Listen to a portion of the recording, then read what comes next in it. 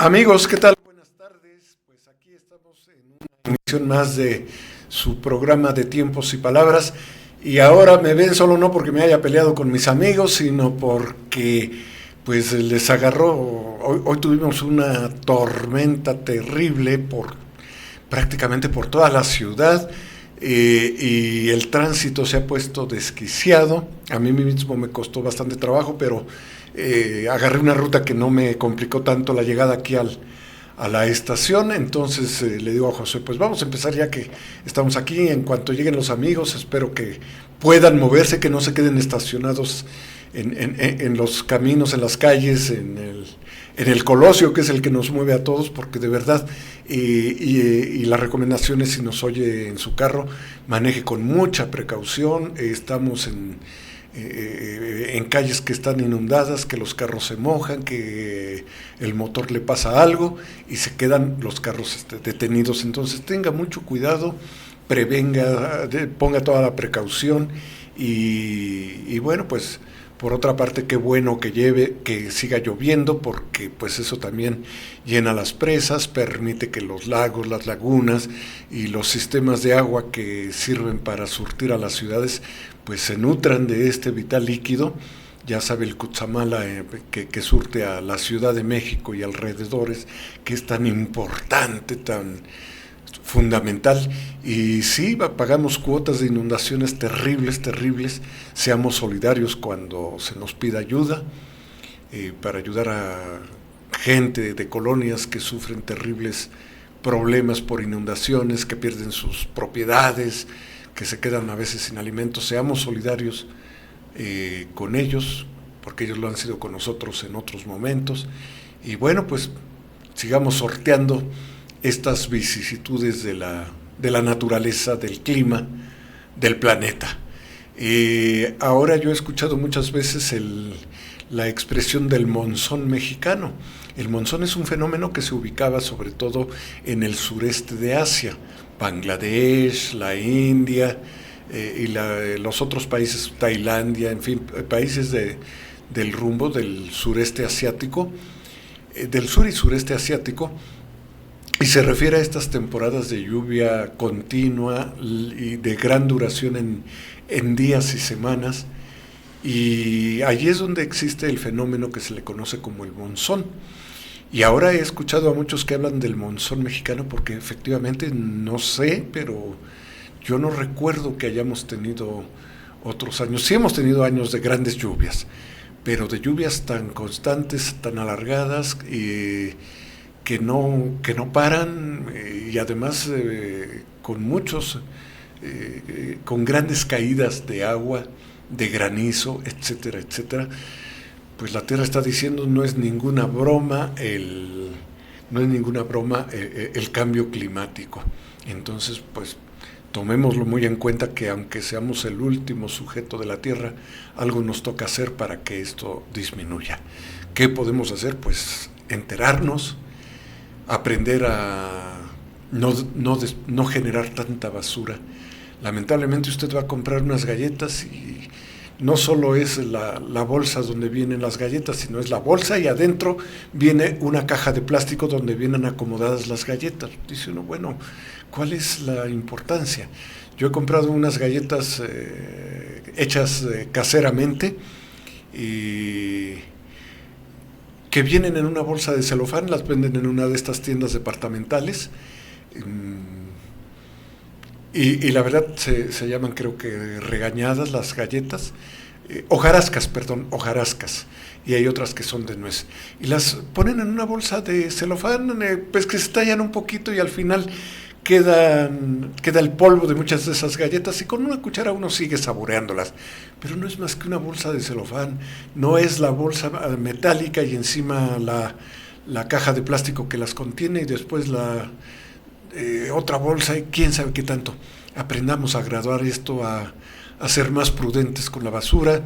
También es una experiencia que nos llevó muchos años habituarnos a ella, todo el desperdicio orgánico, particularmente de la cocina, de la preparación de alimentos en casa, se va a un bote de estos grandes, ahí se va acumulando y se le echa tierra, se va alternando el desperdicio con la tierra, es decir, una composta, y eso ha enriquecido mucho el pequeño jardín que tenemos, nos ha ahorrado buenos pesos y nos ha dado buenos resultados para las plantas.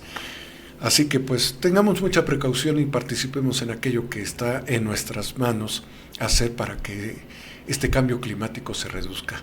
Medio grado, 1 grado, altera mucho la vida en nuestro microhábitat y en el planeta. Tomemos conciencia. Pues hoy había quedado con Mario y con Arturo y espero que las circunstancias les sean favorables y logren llegar. Habíamos quedado en hablar de libros, ya que estamos festejando y disfrutando la 38ª Feria Universitaria del Libro, que es una feria de todos, es una feria de Pachuca y alrededores, es una de las grandes fiestas culturales que tenemos en el municipio. Y lo digo porque hoy precisamente en un programa que desarrollábamos vimos que pasaban niños de primaria curioseando, antier vi jóvenes de preparatoria que venían de otros municipios y uno de ellos me decía, oye, ¿y qué puedo hacer para estar allí en la cabina de radio? Y le digo, ¿y por qué quieres estar en la cabina de radio? Me dio mucho gusto escuchar su pregunta inquieta. Dice, pues es que yo toco la guitarra, compongo canciones y me gustaría que me escuchen. Dije, pues vamos, te presento con mis amigos de radio, que tomen nota y ¿por qué no? A lo mejor en una ocasión estás en alguna estación de radio cercana al lugar de donde vienes. Esto eran jóvenes de preparatoria, he visto a muchos jóvenes de profesional y desde luego muchos amigos y compañeros docentes, académicos y conocidos. Y lo bonito de la Feria del Libro es que usted llega y se cruza con niños, con adolescentes, con jóvenes, con gente mayor de diferentes edades, con libreros. Y aunque no les hable usted y no los vuelva a ver, y a muchos y con muchos llega usted a establecer amistad, le puedo asegurar que aunque no hable con ellos, siente una especie de diálogo silencioso, porque a todos nos atrapa un asunto, un común denominador, la cercanía con la cultura impresa, los libros. Y uno dice, ya no voy a comprar libros, y ahí tengo un montón que no he leído. Pero acabamos comprando libros, acabamos leyendo libros, acabamos buscando una novedad. Yo tengo la primera versión de la Historia Mínima de México, del Colegio de México, y la he comprado, no le exagero, 10, 12 veces porque la presto, la regalo, se la doy a mis sobrinos, que se enteren de qué es este país. Y he comprado la Historia General en 2 versiones con 2 equipos distintos del mismo Colegio de México. Ya salió la nueva versión de la Historia Mínima con historiadores de nueva generación y también la compré y dices, bueno, si ya tienes la otra, pues sí, pero es una visión diferente y es un libro que yo he recomendado muchas veces en los programas que aquí nos llaman. Y pues la vi, excuso decirle, no pude resistir la tentación de comprarla. ¿Dónde la voy a acomodar? Eso sí no lo sé.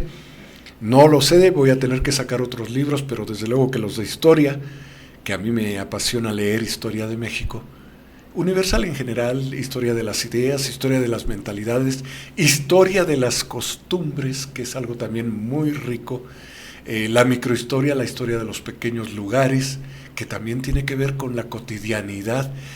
Todo esto a mí me entusiasma mucho. Yo estudié lingüística y literatura hispánicas, pero todo lo que es historia, filosofía, psicología, movimientos sociales, a mí me interesa mucho, me atrapa. Soy además hijo de un antropólogo que además fue especializado en estudio del folclore, dancístico, musical y literario. Así que pues todo eso me enriquece la vida y me permite compartirla con usted.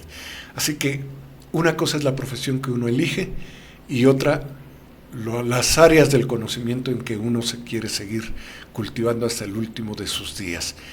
Practíquelo usted, hágalo. Métase a estudiar estas áreas que que le aseguro que le van a atrapar y va usted a disfrutar. Y hoy justamente le decía, habíamos quedado con Mario y con Arturo de hablar de un tema, los que nosotros llamamos los metalibros. ¿Y a qué le hemos dado este nombre así un poquito jugando con las raíces y las palabras? Pues a los libros que hablan de libros. Entonces, ese es el tema que hoy habíamos preparado y que seguramente en otra ocasión lo recuperaremos con ellos dos, porque de verdad, cuando lee usted una novela, pues lee usted de personajes, de sucesos, de acontecimientos. Cuando lee un libro de historia, pues todo lo que ocurrió, cómo se narra, cómo se interpreta, cómo se analiza, cómo se da una crítica. Cuando lee usted una novela histórica, cuál es el acercamiento, la aproximación a la historia y el juego literario que se da, si lee usted un poema, en fin. Pero encontrarse con los libros que hablan de libros es otra cosa. Es como una especie de complicidad con el autor que se ocupa de ese material.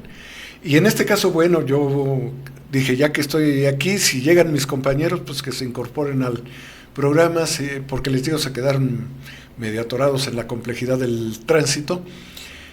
Pero si no, pues le dije a Josué, le dije, pues vamos a platicar. Le digo, ya estoy aquí, están los libros, pude llegar. Y traigo aquí 4 libros que quiero comentar con usted. Un libro es Teatro Mundial Argumentos. Es un libro que trae 1700 argumentos de obras de teatro antiguo, moderno, nacional español y extranjero, porque el libro fue editado por la Casa Aguilar de Madrid, una casa que ya como tal no existe, aunque existe una editorial Aguilar derivada de esta, pero aquella tradicional Casa Aguilar que hacía obras con una fineza extraordinaria, no digo que las actuales no lo sean, pero era la selección del papel, la selección, otro libro que traigo también es de ellos, y este es un libro de 1955, son resúmenes de obras de teatro y redactadas por un equipo muy complejo, en donde si quiere usted saber de qué trataban las principales obras de teatro de Shakespeare, de Cervantes, de Lope de Vega y de autores de otras nacionalidades, en fin, aquí usted lo puede encontrar. Es un libro que habla de libros, de los libros de teatro, de las obras de teatro, y bueno, a mí me ha servido muchísimo para cuando daba yo clases, cuando participo en programas, me ha servido para recuperar la síntesis de una obra y entrar inmediatamente. Ahora mucho de esto lo soluciono con el internet y particularmente con YouTube, pero de todos modos los libros no mueren, los libros no desaparecen, tienen un encanto especial y un peso considerable. Este es un libro que yo creo que fácilmente pesa 1,4 kilos, porque es un papel muy pesado, interesante. Tengo aquí otro libro de un autor que hemos mencionado muchísimo, Umberto Eco, semiólogo italiano, que dejó un trabajo interesante respecto a la semiótica, estos estudios tan complejos de la significación de las palabras y los mensajes, y que además, bueno, a los estudiosos de la comunicación les ha brindado muchísima información, muchísimo trabajo, les ha aportado grandes ideas y les ha permitido llegar a análisis profundos. Pero además de eso, Umberto Eco, un erudito, falleció hace relativamente poco tiempo. Además de todo esto, Umberto Eco escribió novelas muy interesantes, muy bien estructuradas, novelas que uno las tenía que leer con un diccionario al lado para enterarse de qué es a lo que se refería. Ahora uno puede leerlas con el internet abierto en las páginas de consulta, en Wikipedia inclusive, pues para saber a qué personaje se refiere, qué quiere decir esta palabra. Umberto Eco fue un gran medievalista, es decir, además de semiólogo, un gran estudioso de la Edad Media europea. Y entre las cosas que yo recuerdo cuando vino el cambio de milenio, de siglo y de milenio, le preguntaron a varios grandes intelectuales cuál pensaban que había sido la gran aportación del milenio que terminaba, el que iba de 1001 a 2000, es decir, ese milenio, el segundo milenio de nuestra era.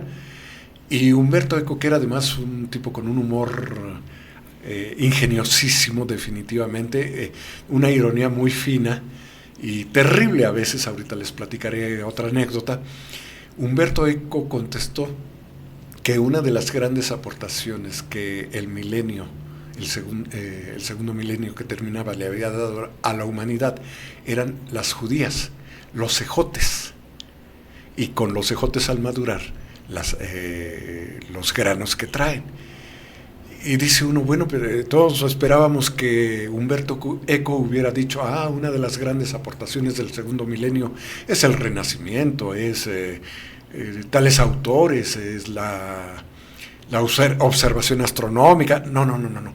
Él dijo las judías, estas verduras que permitieron que en las épocas de gran hambruna en Europa la gente tuviera que comer.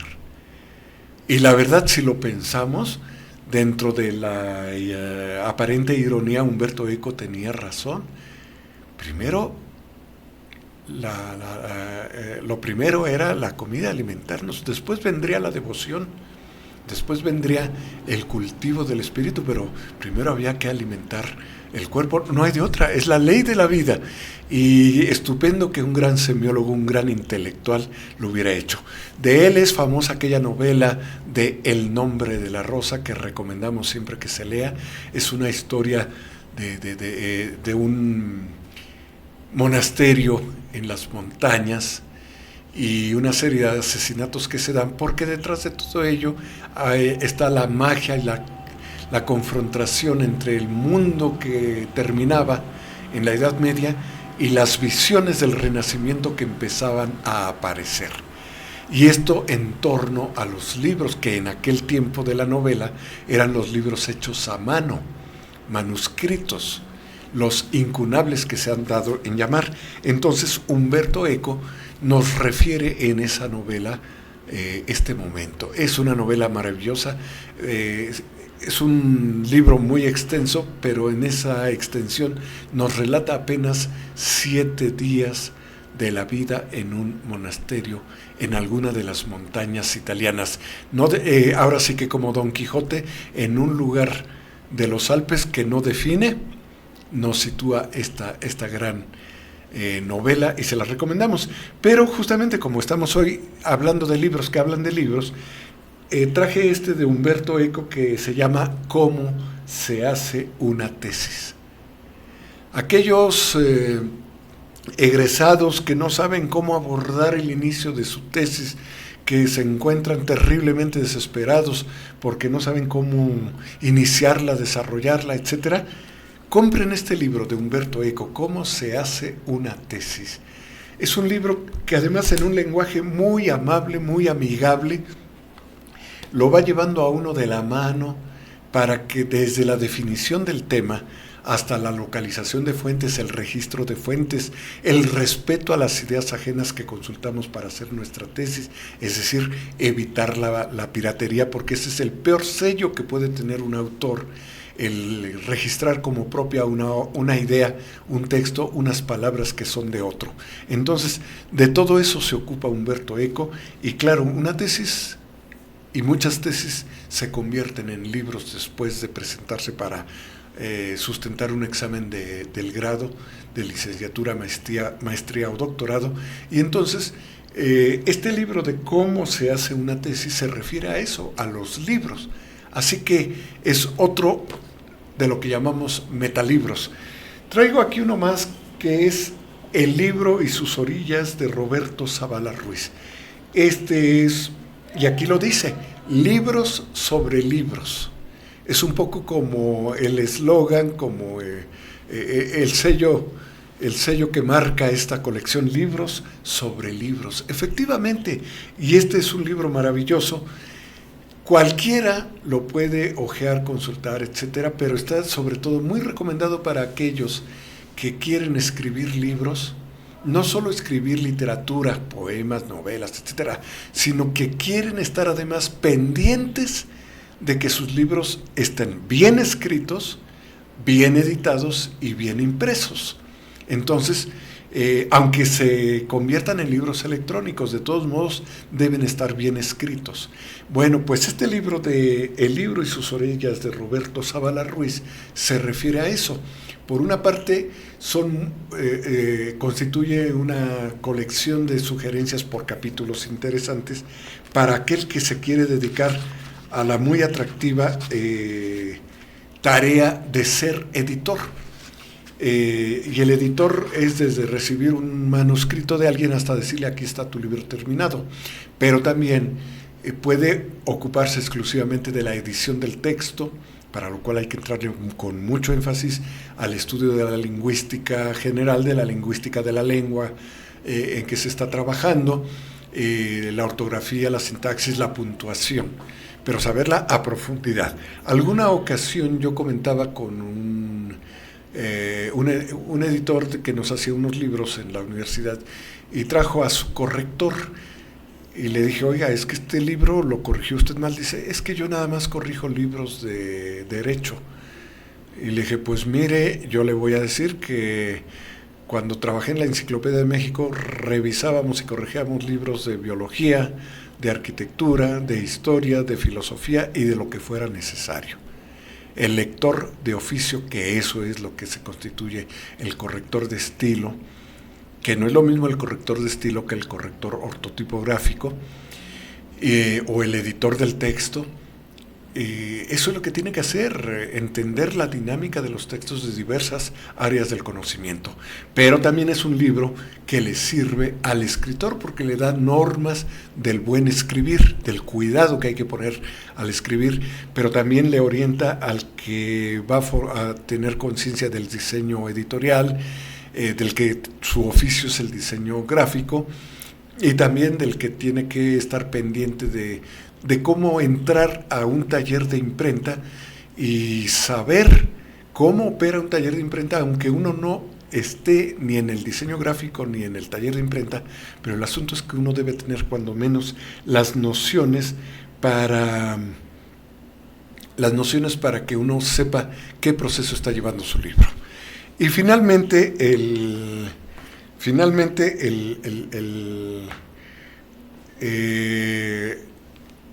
libro que yo admiro como metalibro es Don Quijote de la Mancha de Miguel de Cervantes Saavedra. En este libro de Miguel de Cervantes Saavedra, yo digo que es el gran metalibro que ha estado en mis manos y en mis lecturas por lo siguiente. Para empezar, en Don Quijote de la Mancha, que usted debe leerlo una vez de principio a final, la primera y la segunda partes. Y después debe tenerlo cerca, o en su estudio a la mano, o en la sala al alcance de quien llegue y lo abra y lea un pedacito, y usted mismo de vez en vez releer un capítulo, releer un pasaje. Le aseguro que va usted a aprender un español de primera para empezar, o sea, va usted a mejorar notablemente su manejo de la lengua española, pero también va usted a reírse, a reflexionar, a pensar. Mi padre decía, de los libros que yo he leído, Don Quijote de la Mancha es el libro de la vida. Decía, la Biblia es el libro de la humanidad, pero Don Quijote de la Mancha es el libro de la vida. Y son dos libros que yo recomiendo tener a la mano. Pues bien, yo lo dejé para el último porque es el metalibro. Don Quijote de la Mancha empieza cuando Cervantes se propone destrozar como por absurdos los libros de caballería. Es decir, Cervantes estaba muy consciente de que había que tener una visión moderna de la vida, moderna de la literatura. Entonces, cuando se escribía teatro, se escribía poesía, y era lo mejor. Cervantes aspiraba a ser reconocido como un gran autor de obras de teatro, y en eso pues era el pique con Lope de Vega, con Calderón de la Barca, sus contemporáneos. escribe esta novela que no era lo más común y se convierte en un éxito de las librerías de entonces. Estamos hablando de 1605 cuando sale la primera edición de la primera parte. Ya la novela, ya la imprenta tenía pues cerca de siglo y medio, un poquito menos de siglo y medio. Entonces está hablando de libros, los libros de caballería. Los cuestiona, los critica, los destroza con una fina ironía y una correcta proporción de la idea de las cosas. Y luego por allí sale un tal Avellaneda que escribe la segunda parte de Don Quijote, pero tan mal hecha, con tan mal gusto, que Cervantes se molesta, se ofende. Era una obra apócrifa, es decir, era un hombre falso el que lo firmaba, pero viendo el éxito de la primera parte, dice un autor falso, hago la segunda parte y me va a ir muy bien. Entonces Cervantes se indigna tanto porque dice, no pueden destrozar así a mi personaje, es un loco que quedó así por leer tantas novelas de caballería, pero no es un loco cualquiera, es un loco con un sentido de la vida en su locura que nos está dando la lección a todos. Y él junto con su asistente Sancho Panza, con su caballerango, digamos, su escudero, pues hacen una mancuerna que va caminando por la vida desfaciendo entuertos, es decir, corrigiendo malhechuras de la gente. Pero voy a lo de metalibros. Por una parte empieza hablando de los libros de caballería. Y luego en la segunda parte que escribe, diciendo él, nunca segundas partes fueran buenas, pues mi padre decía, es que la segunda parte a mí me parece excepcional. Tan buena la primera como la segunda, pero la segunda tiene un detalle interesante para esto de los metalibros. Hay unos duques por allí que encuentran por los caminos en algún lugar de la Mancha, de cuyo nombre no quiere acordarse Cervantes, porque pudo ser cualquier lugar, y cualquier lugar de la Mancha, España, o cualquier lugar de los países hispanohablantes. Bueno, pues unos duques se encuentran con un par de sujetos que les llaman la atención. Un individuo flaco, alto, en un caballo también flaco como el dueño, con su lanza de caballero medieval, y en un borrico su asistente, su escudero, y los reconocen como Don Quijote y Sancho Panza, porque estos duques ya habían leído y se habían reído y habían disfrutado la primera parte de Don Quijote. Vean qué aportación modernísima de Cervantes. Esto no se había hecho y muy pocos tienen la maestría para hacerlo actualmente. Entonces, de aquí se derivan las aventuras donde estos duques los llevan a su ínsula, a su territorio, y jugando con ellos le dicen a Sancho Panza que lo nombran gobernador de la ínsula barataria. La ínsula era un pequeño espacio, un pequeño poblado, y que él sea el gobernador. Y entonces le preparan a los habitantes de esa ínsula para que les hagan bromas a Sancho Panza, se rían de él, llevándole problemas de conducta social, robos, violación de una mujer, en fin. Y Sancho Panza, un hombre iletrado, un hombre cuya sabiduría se cifraba en el manejo en cascada de refranes, a lo que Don Quijote le dice, contrólate, Sancho, que el mucho usar los proverbios y refranes acorrienta a la gente. Y Sancho le dice, señor, pero es que esos son sabidurías, sí, Sancho, pero hay que tener cuidado, que el pueblo debe saber también los límites de su lenguaje, ¿no? Y luego le da una serie de consejos. Esa es una de las partes más notables, consejos de una gran altura moral, donde le dice, no te ciegues con el poder, ni seas lisonjero con el poderoso, ni abusivo con el pobre. Y por ahí va la historia. Entonces, es una de las mejores partes, pero iba a eso. El metalibro, la metanovela de Cervantes, está precisamente en esa parte, cuando él pone a los duques que ya habían leído la novela de la primera parte y ahora se reencuentran con los personajes, y de esta manera desarrollan la trama, y Cervantes lo hace magistralmente para la segunda parte.